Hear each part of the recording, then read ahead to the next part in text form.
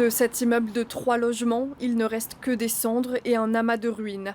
Les façades sont totalement noircies par les flammes. Dans les décombres, des objets en témoignent.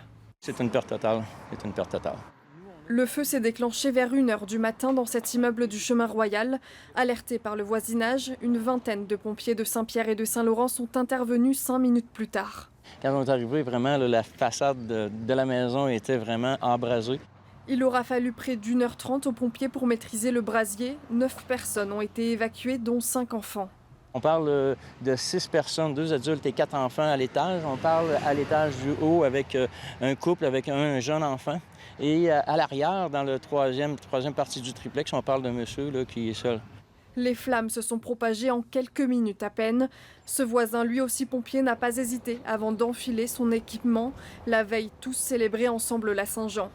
Ils sont venus à la maison complètement désemparés. Ils avaient besoin d'une place pour digérer tout ça, finalement. Puis c'est ça, c'est ma femme qui les a accueillis, qui les a consolés, qui a essayé d'organiser un peu la suite des choses, là, parce que c'était pas évident pour eux. Là.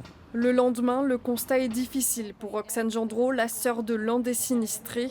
Elle a lancé un appel à la générosité sur les réseaux sociaux. Depuis, les dons affluent.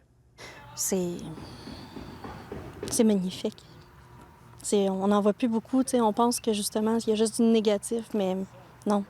Non, j'ai vu l'élan de solidarité sur Facebook ce matin. J'ai parti un GoFundMe, ça explose. J'ai essayé de trouver des dons et tout ça sur Facebook. On est plusieurs à essayer de trouver pour pouvoir les aider.